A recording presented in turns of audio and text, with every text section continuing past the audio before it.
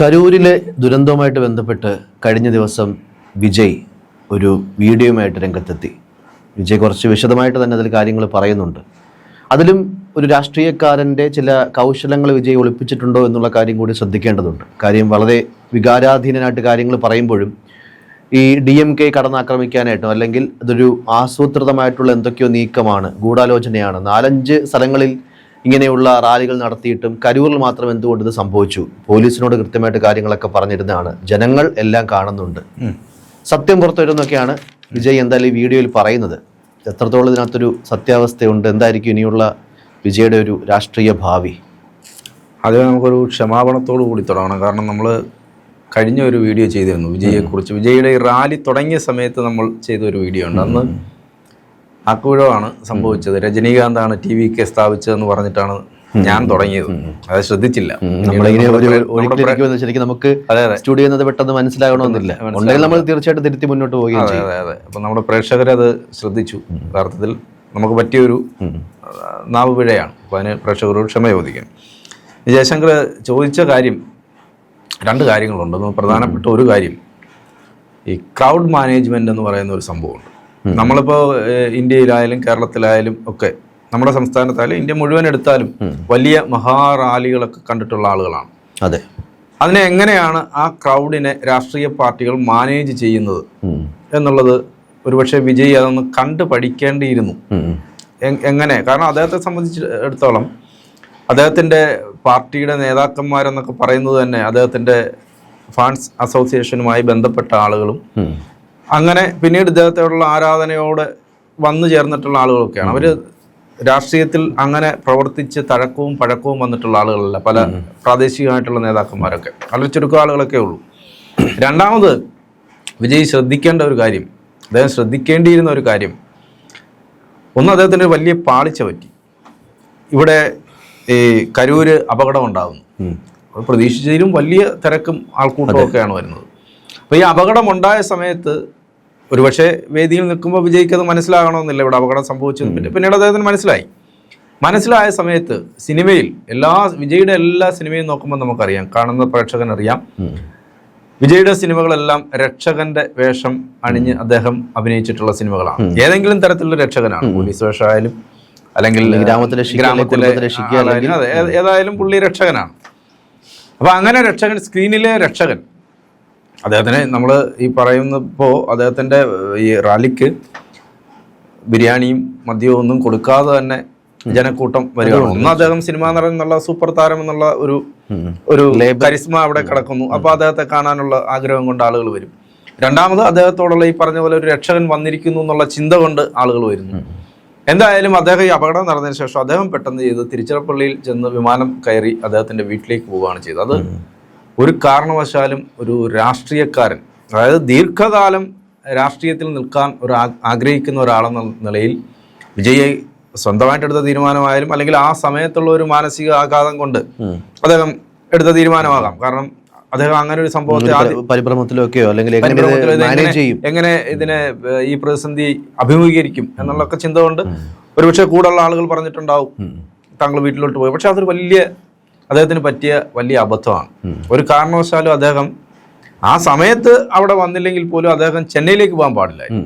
അദ്ദേഹം ഹോട്ടൽ മുറിയിലേക്ക് പോയതിന് ശേഷം മണിക്കൂറുകൾക്ക് ശേഷം ആ സംഭവ സ്ഥലത്തേക്ക് വരിക, ആശുപത്രിയിലേക്ക് പോവുകയും പരിക്കേറ്റവരെ കാണുകയും മരണമടഞ്ഞ കുടുംബാംഗങ്ങളെ ആശ്വസിപ്പിക്കുകയും ഒക്കെ ചെയ്യേണ്ടിയിരുന്നു. അതിനുപകരം അദ്ദേഹം നേരെ ചെന്നൈയിലേക്കാണ് പോയത്. അപ്പോൾ ആ ചെന്നൈയിലേക്ക് പോയപ്പോൾ സംഭവിച്ചത് എന്താണെന്ന് വെച്ചാൽ, ഇവിടെയാണ് അദ്ദേഹം മനസ്സിലാക്കേണ്ട ഒരു കാര്യം, അദ്ദേഹത്തിൻ്റെ രാഷ്ട്രീയ പാർട്ടി രൂപീകരിക്കുന്നു, അദ്ദേഹം ജനങ്ങൾക്കിടയിലേക്ക് ഇറങ്ങി ചെല്ലുന്നു, ജനങ്ങൾ ആവേശത്തോടെ സ്വീകരിക്കുന്നു, ഇതെല്ലാം സത്യമാണ്. അപ്പോൾ ഒരു രാഷ്ട്രീയ പാർട്ടി പുതുതായിട്ട് വരുമ്പോൾ ആ രാഷ്ട്രീയ പാർട്ടിയെ എങ്ങനെ ഏതെങ്കിലും തരത്തിൽ ഒരു വീക്ക് പോയിന്റ് ഉണ്ടാവും, അത് പിടിച്ച് അതിനെ ഇല്ലാതാക്കാനുള്ള ഒരു ശ്രമം മറ്റ് രാഷ്ട്രീയ പാർട്ടികൾ, പ്രത്യേകിച്ച് അധികാരത്തിലിരിക്കുന്ന പാർട്ടി ശ്രമിക്കുക. ഇവിടെ അധികാരത്തിൽ DMK ഉണ്ട്. DMK കഠിനമായി വിമർശിക്കുന്ന ആളാണ് വിജയ്. BJP നേരത്തെ തന്നെ BJPയുടെ നോട്ടപ്പുള്ളിയാണ് വിജയ് കേന്ദ്രത്തിൽ അധികാരത്തിലിരിക്കുന്ന പാർട്ടിയാണ് BJP. അപ്പോൾ വിജയ് അവർ നേരത്തെ മുതൽ തന്നെ നോട്ടമിടുന്നു. അപ്പോൾ ഇത് മനസ്സിലാക്കിക്കൊണ്ട് വേണം അദ്ദേഹത്തിന്റെ ഭാവി പ്രവർത്തനങ്ങൾ ശ്രദ്ധയോടുകൂടി, വളരെ ശ്രദ്ധയോടെ ജാഗ്രതയോടെ. കാരണം എല്ലാ രാഷ്ട്രീയ പ്രവർത്തകരും നമുക്കറിയാവുന്ന പൊതുരംഗത്ത് നിൽക്കുന്ന ഏറ്റവും പ്രഗത്ഭരായിട്ടുള്ള രാഷ്ട്രീയക്കാർ മുഴുവൻ അത്തരത്തിൽ വളരെയധികം ശ്രദ്ധയോടെ, അല്ലെങ്കിൽ ചില മറുപക്ഷത്ത് അടിക്കാൻ ഒരു വടി കിട്ടും. ഇപ്പൊ ഭരണപക്ഷത്തിരിക്കുന്നവരെ പോലും അടിക്കാൻ ഒരു വടിയായിട്ട് ഇറങ്ങുമ്പോൾ അവർ ചെയ്യുന്നത് ഈ അടിക്കാൻ വരുന്നവന്റെ ചില കാര്യങ്ങൾ ഇവരുടെ കയ്യിൽ കാണും. സ്വാഭാവികമായിട്ട് വിജയുടെ ഒരു പ്രസംഗ ശൈലി ഉൾപ്പെടെ എങ്ങനെയാണ്? അതെ, ഒരു രീതിയിലുള്ള ഒരു കുന്തമുനകളാണ്, അതായത് ശരിക്കും ആക്രമിക്കുന്ന ശൈലിയിൽ തന്നെയാണ്. ചിലപ്പോഴൊക്കെ പരിഹാസത്തിന്റെ രൂപേണയൊക്കെ അത് മാറാറുമുണ്ട്. അപ്പൊ സ്വാഭാവികമായിട്ടും തന്റെ പ്രവർത്തനങ്ങളിൽ അത്രയേറെ ജാഗ്രത വിജയ് കാണിക്കേണ്ടിയിരുന്നു. ജാഗ്രത കാണിക്കണം. ഈ വിജയുടെ പ്രസംഗത്തിന്റെ നമുക്ക് ആ വീഡിയോ കാണുമ്പോൾ അവസാനം തന്നെ പറയുന്നത് ഈ മന്ത്രിസഭ മാറും, പുതിയ മന്ത്രിസഭ വരും എന്നാണ് അദ്ദേഹം പറയുന്നത്, പ്രസംഗിക്കുന്നത്. അപ്പൊ അങ്ങനെ പിന്നെ വേറൊരു പ്രശ്നം എന്ന് പറഞ്ഞാൽ, ഞാൻ ആദ്യം പറഞ്ഞതുപോലെ ഈ രാഷ്ട്രീയ താഴെ തട്ടിൽ മുതൽ പ്രവർത്തിച്ചു വരുന്ന രാഷ്ട്രീയക്കാരാണെങ്കിൽ അവർക്കറിയാം എന്താണ് ചെയ്യുന്നത്. ഇത് ഇവന്റ് മാനേജ്മെന്റിനെ കേൾപ്പിക്കുകയൊക്കെ ചെയ്യുമ്പോൾ ഉള്ള കുഴപ്പം, ഈ ഒന്നാമത് 2:30 മണിക്ക് വരും എന്ന് പറയുന്ന ആള് വന്നത് തന്നെ 7 മണിക്കാണ്. അത്രയും സമയം ഈ ജനം, ഈ പാവപ്പെട്ട ആൾക്കൂട്ടം, കുഞ്ഞുങ്ങളും സ്ത്രീകളും അടക്കം, ഇവർക്ക് ഭക്ഷണമില്ല, വെള്ളമില്ല, അപ്പൊ ദാഹിച്ച് വിശന്ന് വലഞ്ഞ് അവിടെ നിൽക്കുകയാണ് വിജയക്കാത്ത്. നല്ല ചൂടുമുണ്ട്. പിന്നെ മറ്റൊരു കാര്യം, 10,000 പേർക്ക് എന്നുള്ളതാണ് ഇവർ കൊടുത്ത പോലീസിനോട് പറഞ്ഞിരുന്നത്. പോലീസ് സാമാന്യ യുക്തി പോലീസിനും ഇല്ലാതെ പോയി. ഇത്രയും വലിയ, കാരണം മറ്റിടങ്ങളിലൊക്കെ, അപ്പൊ പോലീസ് അത് ചെക്ക് ചെയ്യേണ്ടതായിരുന്നു. മറ്റിടങ്ങളിലൊക്കെ വലിയ ജനക്കൂട്ടം ഉണ്ടായിരുന്നു. സ്വാഭാവികമായിട്ടും ഇവിടെയും 10,000 പേരായിരിക്കില്ല വിജയ് വരുമ്പോൾ കാണാൻ വരുന്നത്. സിനിമ ഞാൻ പറഞ്ഞ കണക്ക് രണ്ട് പക്ഷത്തും ആ ഒരു വീഴ്ച ഉണ്ടായി. തീർച്ചയായിട്ടും. കാര്യം 12 മണിക്ക് തുടങ്ങേണ്ട പരിപാടിയിലേക്ക് വിജയ് എത്തിയത് 7 മണിക്കാണ്. എന്തുകൊണ്ടാണെങ്കിലും മനഃപൂർവ്വമാണെങ്കിലും അല്ലെങ്കിലും ആ സമയത്തേക്ക് ഒഴുകിയെത്തുന്ന ആൾക്കാരെ കൃത്യമായിട്ട് ഇവർ കണ്ടുകൊണ്ടിരിക്കുകയാണ്. അതൊരു പെട്ടെന്ന് ഒരു മണിക്കൂർ സംഭവിച്ച കാര്യമല്ലല്ലോ. ആൾക്കാർ, ഈ മണിക്കൂർ കണക്കിന് ആൾക്കാർ അവിടേക്ക് എത്തുമ്പോൾ ആ ക്രൗഡ് എങ്ങനെ മാറ്റപ്പെടുന്നു എന്നുള്ള കാര്യം പോലീസും അധികൃതരും ശ്രദ്ധിക്കേണ്ടിയിരുന്നു. അവരും കൂടി ശ്രദ്ധിക്കേണ്ടിയിരുന്നു. അല്ല, പോലീസ് വളരെയധികം ശ്രദ്ധിക്കേണ്ട കാര്യമാണ്. അതുകൊണ്ട് അവിടെ മാത്രമാണ് വിജയ്. അപ്പൊ എന്തുകൊണ്ട് വിജയ് ഇപ്പൊ അറസ്റ്റ് ചെയ്യുന്നില്ല എന്ന് ചോദിച്ചാൽ, വിജയ് DMK-ക്കെതിരെ ഉന്നയിക്കുന്ന ചില അദ്ദേഹത്തിന്റെ വീഡിയോയിൽ പറഞ്ഞിരിക്കുന്ന കാര്യങ്ങളാണ്. പോലീസിനെയും DMK സർക്കാരിനെയാണ്, അല്ലെങ്കിൽ ഇതിനകത്തൊരു അട്ടിമറി ഉണ്ടെന്ന് വിജയ് ആരോപിക്കുന്നു. മറ്റിടങ്ങളിലൊക്കെ ഇതുപോലെ പരിപാടി നടത്തിയപ്പോൾ ഒന്നും ഇല്ലാത്തൊരു പ്രശ്നം ഇവിടെ വരുമ്പോൾ, കരൂരിൽ വരുമ്പോൾ എന്തുകൊണ്ട് സംഭവിച്ചു എന്നാണ് വിജയ് ചോദിക്കുന്നത്. അവിടെയൊക്കെ ആൾക്കൂട്ടം ഉണ്ടായിരുന്നു. പലപ്പോഴും നേരത്തെ തന്നെ വിജയുടെ പരിപാടിയിൽ 6 പേരോ മറ്റോ മരിച്ച ഒരു സംഭവം ഉണ്ടായിട്ടുണ്ട്. അപ്പൊ അന്നൊന്നും അത് വലിയ വാർത്തയാവുകയൊക്കെ ചെയ്തില്ല. പക്ഷെ ഇത്രയും അധികം ജനക്കൂട്ടം വന്നു നിൽക്കുന്നു, ഈ മണിക്കൂറുകളോളം കാത്തു നിൽക്കുന്നു. അപ്പൊ അവിടെ വലിയ ശ്രദ്ധ വേണ്ടിയിരുന്നു. ഈ വലിയ, ഇപ്പൊ ഞാനൊരു, നമ്മുടെ നാട്ടിലൊരു വലിയ പരിപാടി നടക്കും, ഏതാണെന്ന് ഞാൻ പറയുന്നില്ല. അപ്പൊ അവിടെ ഒരു വലിയ സിനിമാ നടനാണ് വരുന്നത് സമാപനത്തില്. ഞാനങ്ങനെ, അതിന് മുമ്പൊക്കെ നമ്മൾ എല്ലാ ദിവസവും അവിടെ പോകും, ഇതെല്ലാം കാണും. ലാസ്റ്റ് ദിവസം ചെല്ലുന്ന സമയത്ത് ഇത്തിരി ലേറ്റായിട്ടാണ് ചെല്ലുന്ന സമയത്ത് നമ്മൾ അകത്തോട്ട് കയറുന്നതനുസരിച്ച് നമുക്ക് ഇങ്ങനെ ശ്വാസം മുട്ടുന്ന പോലുള്ള ഫീലാണ് ഉണ്ടാകുന്നത്. അത്രയും തിരക്കാണ്. അപ്പൊ ഈ ഒരു അളവുണ്ട്. ഈ ആ ചതുരശ്ര അടിയിൽ ഇത്ര പേർക്ക് മാത്രമേ നിൽക്കൂ. അതിനപ്പുറം ആളുകൾ വന്നു കഴിഞ്ഞാലുള്ള പ്രശ്നം നമുക്ക് ശ്വസിക്കാനുള്ള ബുദ്ധിമുട്ടുണ്ടാവും. അപ്പൊ ഞാനിങ്ങനെ കയറുന്നതനുസരിച്ച് അപ്പൊ എനിക്ക് മനസ്സിലായി ചിലപ്പോൾ എന്തെങ്കിലും സംഭവിച്ചു പോയാൽ, അതുകൊണ്ട് പതുക്കെ ഞാൻ പതുക്കെ ഇറങ്ങി പിന്നെ സ്ക്രീനിലാണ് ഞാൻ സൈഡിൽ വന്ന് നിന്നിട്ട് സ്ക്രീനിലാണ് പിന്നെല്ലാം കാണും. അപ്പൊ ഈ ആളുകൾക്കൊന്നും അങ്ങനെ സംഭവിച്ചു കഴിഞ്ഞാൽ പോലും ഇറങ്ങി ഓടാൻ പോലും പറ്റില്ല. സാധാരണ സിറ്റുവേഷൻ ആണെങ്കിൽ എങ്ങനെയെങ്കിലും മാനേജ് ചെയ്യാം. ഇത്തരം ജനക്കൂട്ടത്തെ വകഞ്ഞു മാറ്റിയത് പോവുക എന്നുള്ളതും ഏറെക്കുറെ അസാധ്യമായ ഒരു കാര്യമാണ്. അതിനകത്ത് ഈ മദ്രാസ് ഹൈക്കോടതിയുടെ ഒരു മുന്നറിയിപ്പ് ഉണ്ടായിരുന്നു. അതായത് സ്ത്രീകൾ, അതുപോലെ ഭിന്നശേഷിക്കാർ, കുട്ടികൾ, മുതിർന്നവർ, ഇവർക്കൊക്കെ വേണ്ടിയിട്ടുള്ള പ്രത്യേക സുരക്ഷ ഒരുക്കണം എന്ന് മദ്രാസ് ഹൈക്കോടതിയുടെ ഉത്തരവുണ്ടായിരുന്നു. ഈ ഉത്തരവെല്ലാം മറികടന്നിട്ടാണ് ഈ റാലി. അപ്പൊ അതിനെതിരെ ഈ TV-ക്ക് ഹർജി കൊടുത്തു. അതായത് ഇവരുടെ പരിപാടി പൊളിക്കാൻ വേണ്ടിയിട്ടാണ് സർക്കാർ ശ്രമിക്കുന്നത്. സർക്കാർ യഥാർത്ഥത്തിൽ പോലീസ് നിയന്ത്രണങ്ങൾ വെച്ചത് ഈ ഇത്രയും ആള് വന്നു കഴിഞ്ഞാൽ അതിനെ നിയന്ത്രിക്കാൻ പോലീസിനും ഒരുപക്ഷെ പറ്റാതെ വരും. ഇപ്പം നമ്മൾ കണ്ടതാണല്ലോ, ഈ വർഷം തന്നെ ഇപ്പൊ മഹാകുംഭമേള നടക്കുന്നു, അവിടെ അപകടം ഉണ്ടാകുന്നു, തിരുപ്പതിയിൽ അപകടം ഉണ്ടാകുന്നു. അതുപോലെ തന്നെ ഈ നമ്മുടെ IPL നടന്ന സമയത്ത് റോയൽ ചലഞ്ചേഴ്സ് ബാംഗ്ലൂരിന്റെ ആഘോഷത്തിന് അവിടെ സ്റ്റേഡിയത്തിൽ അതൊക്കെ അപ്രതീക്ഷിതമായിട്ടുണ്ടാകുന്ന. അപ്പൊ ഇവിടെയൊക്കെ സുരക്ഷാ സംവിധാനങ്ങൾ ഇല്ലാതെ പോകുന്നതിന്റെ ഒരു പ്രശ്നമുണ്ട്. അപ്പൊ രാഷ്ട്രീയ പാർട്ടികൾ, എനിക്ക് തോന്നുന്നു ഇതിനകത്ത് നിന്ന് കാര്യമായിട്ട് ഒരു ബാരിക്കേഡ് ഉണ്ടാക്കിയിടുക. വലിയ നമ്മുടെ രാഷ്ട്രീയ നേതാക്കന്മാർ വരുമ്പോൾ ചെയ്യുന്നത് സാധാരണഗതിയിൽ ബാരിക്കേഡ് ഉണ്ടാക്കും. ജനക്കൂട്ടത്തിൽ നിന്ന് ഇത്ര അടി അകലം പാലിച്ചാണ് അവർ പ്രസംഗം. ഇവിടെയൊക്കെ വിജയിയോട് അത് പറഞ്ഞിരുന്നു, അകലം പാലിച്ച് സംസാരിക്കണം എന്ന് പറഞ്ഞപ്പോൾ ഒരുപക്ഷെ ഈ ജനക്കൂട്ടത്തെ കാണുമ്പോൾ ഒരു ആവേശമുണ്ടല്ലോ. രാഷ്ട്രീയ പ്രവർത്തകരെ സംബന്ധിച്ച് അവരുടെ ആവേശം എന്ന് പറയുന്ന ജനക്കൂട്ടം അണികളാണ്. അപ്പോൾ അതിലേക്ക് ഇറങ്ങിച്ചെല്ലാനുള്ള ഒരു ആഗ്രഹം അദ്ദേഹത്തിന് ഉണ്ടായിട്ടുണ്ടാവും. പക്ഷെ അപ്പോഴും ഈ അകലം പാലിക്കുക എന്ന് പറയുമ്പോൾ അവർക്ക് പോലീസ് ചെയ്യേണ്ട ചില കാര്യങ്ങളുണ്ടായിരുന്നു. പ്രാഥമികമായി പോലീസ് ചെയ്യേണ്ട ചില കാര്യങ്ങളും ഒക്കെ ഉണ്ടായിരുന്നു. അപ്പോൾ അവരനുസരിച്ചില്ല എന്ന് പറയുന്നത്, അവർ കേട്ടില്ല എന്ന് പറയുന്ന ഒരു ന്യായീകരണമല്ല. ഞങ്ങൾ പറഞ്ഞു അവർ കേട്ടില്ല എന്ന് പറയുന്ന ഒരു ന്യായീകരണമല്ല. പക്ഷേ ഇത് ചെയ്യുന്ന രാഷ്ട്രീയ പ്രവർത്തകരും ഇത്രയധികം, നമ്മൾ അവിടെയാണ് വേടനെയൊക്കെ കണ്ടുപിടിക്കേണ്ടത്. വലിയ ക്രൗഡ് വേടൻ്റെ പരിപാടിക്ക് വരുന്ന സാഹചര്യമുണ്ട്. അപ്പോൾ ആ സാഹചര്യത്തിൽ അദ്ദേഹം ഒരു തവണ പരിപാടി നിർത്തിവെച്ചു. കാരണം വലിയ ക്രൗഡ് വന്നാൽ അതിനെ മാനേജ് ചെയ്യാൻ പറ്റാത്ത ഒരു അവസ്ഥ ഉണ്ടാവും. എന്തെങ്കിലും സംഭവിച്ചു പോയാൽ നമ്മൾ ഈ ആരാധിക്കുന്ന ആളുകളുടെ തലയിലാണ് നേരെ വേടം പലപ്പോഴും ഇങ്ങനെ ഈ ഷെഡിന്റെ മുകളിലും മരത്തിന്റെ മുകളിലൊക്കെ ആൾക്കാർ വേടത്തിന്റെ മൈക്കിലേക്ക് അനൗൺസ് ചെയ്യും. ഇറങ്ങി വന്നില്ലെങ്കിൽ ഈ പരിപാടി നിർത്തേണ്ടി വരും. വളരെ സ്നേഹത്തോടെ കാര്യമായിട്ട് തന്നെ പറയുകയാണ്. അപ്പൊ അത് കേൾക്കുന്ന ആരാധകരാണെങ്കിൽ തീർച്ചയായിട്ടും അവര് പരിപാടി നിന്ന് പോകണ്ടല്ലോ എന്ന് വെച്ചിട്ട് ചിലപ്പോൾ ഇറങ്ങി വരികയും ചെയ്യും. അതിനകത്ത് ഒരു കാര്യം കൂടെ നമുക്ക് പറയാനുള്ളത്, ഈ കരൂർ ദുരന്തത്തിന് കാരണം അവിടുത്തെ ഒരു MLA ഉണ്ട്, സെന്തിൽ ബാലാജി. അദ്ദേഹം പല പാർട്ടികൾ മാറി അവസാനം DMK-യിലെത്തിയ ആളാണ്. നേരത്തെ മന്ത്രിയായിരുന്നു. അദ്ദേഹത്തിന് എതിരെ വലിയ ആരോപണങ്ങളും അഴിമതി ആരോപണവും ഒക്കെ വന്നു, കേസെടുത്തു.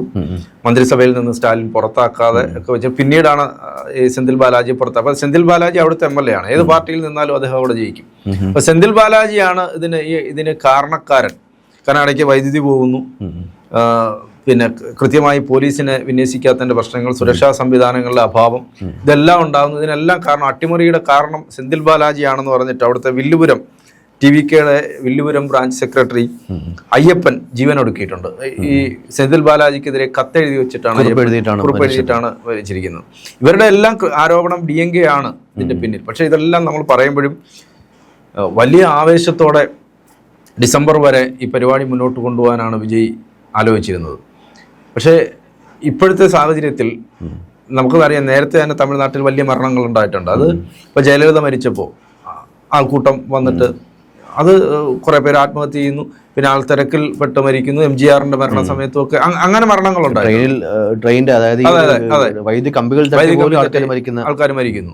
പക്ഷെ ഇവിടെ ഒരു രാഷ്ട്രീയ പാർട്ടി അതിൻ്റെ തുടക്കമാണ്. അപ്പോൾ ആ സമയത്ത് ആളുകൾ മരിക്കുന്നു എന്ന് പറയുന്നത് ഏതൊരു പ്രസ്ഥാനത്തെ സംബന്ധിച്ചോ, അല്ലെങ്കിൽ വിജയിയെ വളയാൻ നാല് ചുറ്റും ആളുകൾ നിൽക്കുന്ന സമയത്ത്, അതാ ഞാൻ പറഞ്ഞത്, ഇത്തരം കാര്യങ്ങൾ അദ്ദേഹം ശ്രദ്ധിക്കണമായിരുന്നു. അദ്ദേഹത്തിൻ്റെ കൂടെ ഒരു മേൽനോട്ടത്തിൽ ഇത്തരം കാര്യങ്ങൾ ആലോചിച്ച് ചെയ്യാൻ അദ്ദേഹം ഒരു കോർപ്പറേറ്റ് രീതിയിലാണ് ഇത്തരം കാര്യങ്ങൾ ചെയ്തിരുന്നതെന്ന് പറയുന്നത്. പക്ഷെ കോർപ്പറേറ്റ് രീതി എന്ന് പറയുന്നത് ഇതല്ല. കോർപ്പറേറ്റ് രീതിയിൽ കൃത്യമായി ഡിസിപ്ലിൻ ഉണ്ടാവും. എന്താണ് നമ്മൾ ചെയ്യാൻ പോകുന്നത്, എത്ര പേര് വരും, കൃത്യമായ കണക്ക്, എന്തൊക്കെ കാര്യങ്ങൾ ചെയ്യണം, എവിടെ എന്തൊക്കെ ഓരോ കാര്യങ്ങൾ വളരെ കൃത്യമായ ഒരു ചാർട്ട് ഉണ്ടാവും. ഈ രീതിയിലാണ് അവിടെ കാര്യങ്ങൾ പോകുന്നത്. അതുകൊണ്ടാണ് കോർപ്പറേറ്റ് കമ്പനി എന്നൊക്കെ വിളിക്കുന്നത്. ഇപ്പം നമ്മൾ ചില രാഷ്ട്രീയ നേതാക്കന്മാരെയൊക്കെ കോർപ്പറേറ്റ് സ്റ്റൈലാണ് എന്നൊക്കെ പറയുന്നത്, അതൊരു അടുക്കും ചിട്ടയും ഡിസിപ്ലിനായിട്ട് ഇങ്ങനെ പോകുന്നുണ്ടാണ് പറയുന്നത്. ഇവിടെ അങ്ങനെ ഉണ്ടായിട്ടുണ്ടെന്ന് നമുക്ക് തോന്നുന്നില്ല. അപ്പോൾ ഇവിടെ നമുക്ക് മനസ്സിലാക്കാൻ പറ്റുന്നു, കുറേ നാളത്തേക്കെങ്കിലും ഇദ്ദേഹം ഇതിനെ ഈ തമിഴ് രാഷ്ട്രീയത്തിൽ ഇളക്കി മറിച്ച് വന്ന വിജയ് പിൻവാങ്ങി നിൽക്കേണ്ടി വരും.